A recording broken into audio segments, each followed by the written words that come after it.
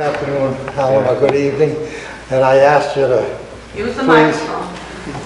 I asked you please forgive me for using your first name, but I'd love to give you some advice on what's going on up here in Burrillville.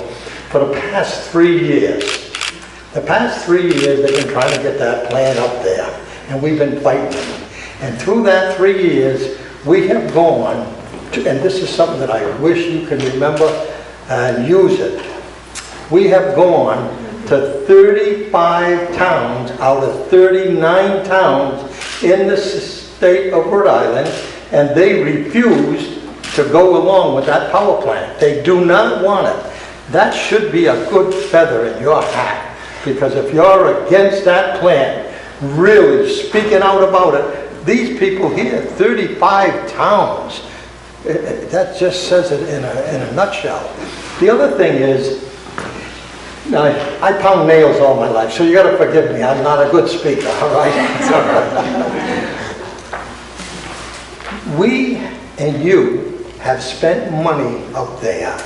5,000 acres of preserved land in Burrillville. If you count in Connecticut and Massachusetts, just on the borderline, we're talking about 7,000 acres of preserved land that there shouldn't be any power plant. The hospital used to be a TB hospital. They get all the fresh water out of Wallam Lake. Those people up there deserve peace as long as they can do it. And I'm going to give you a short illustration because this is very important. That place up there, they have all the asphalt around, and I used to take, and I still do, take care of Wilson's Pond, and I could go up there and open up the gate. And about, I'm going to say maybe 4 years ago now, I'm going up there and here comes a guy down in a wheelchair, and he is totally paralyzed. He has a thing in his mouth, and that's all he's got to bring it down, and he's watching me open the gate. And I said, "How you doing, buddy?" And he gives me a blink like this.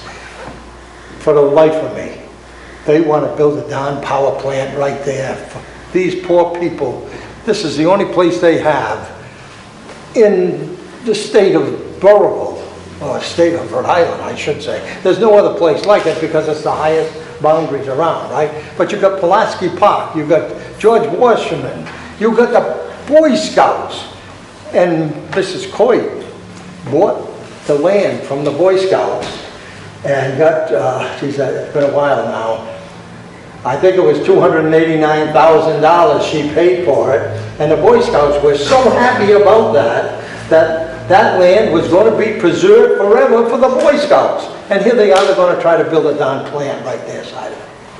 Now the only other thing I'd like to say, and I had mentioned this to you earlier, and I really believe that you got to go out there, and excuse my language people, but you got to go out there and kick ass about all these darn ads that they're putting on the TV. I mean, we all know that she's got too much money, and she's giving it to different people of her friends and putting their name on it instead of her name. Because if her name was on it, you know, that would blow it up. So I hope and pray that you can beat her. You're our last shot at it, and I really need you to get out there and punch, punch, punch. Yeah. All right? Thank you, sir.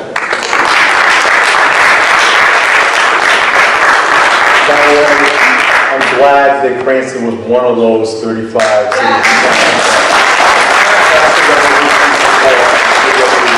That's important. We have to stay together as communities fighting, you know, the fight. And, you know, you're right. Don't worry. We've got our, you know, negative ads hitting on her because she's made way too many mistakes. And outside of this issue, every single department in our state is hurting. She's hurt many of our most vulnerable. You know, I can count off UHIP, DCYF. Every single department has had issues under her lack of leadership because she's looking at, exactly right, she's great at fundraising. You know, what are dollars all across the country doing? But the bottom line, and even for some of you that might not have known, I'm sure you do, she's not only gotten the max donation from Invernergy CEO, but we just saw Invernergy itself donating $50,000 to the Democratic Governors Association to help support her re-election. So these dark ads. Yeah. I'd like to also say to you that this is a very small crowd. You have to realize people that's got children and 1 and 2 jobs, they can't come out. They don't have time to come out.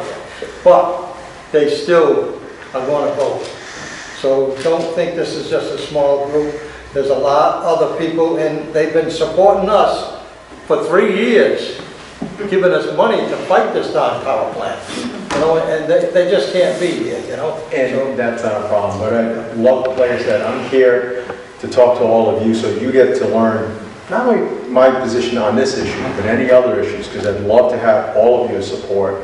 But then, how we're going to counter a lot of, her negative ads is just by each one of you telling your friends, telling your neighbors. That's how we're going to take back our state. Because one thing I want to prove to everyone in this state and to her, you're not going to buy it from us. This is about us. I'm a native Rhode Islander. I love this state. I'm not looking to go to Washington, D.C. after I'm done. I want to fix and invest, the time that I have in the public service in this state, making it a great state that my parents chose when they first came to this country back in 1969. It's all I care about. And that's what I stand for, and I'm proud to stand with all of you. One other thing. She said there wasn't too many people speaking. In Burrillville alone, people up here are generations. I have 5 generations. On the Wallen Lake Road was born. My father was born in the house, lived there for 98 years. I was born there, 78 years and born in the same house.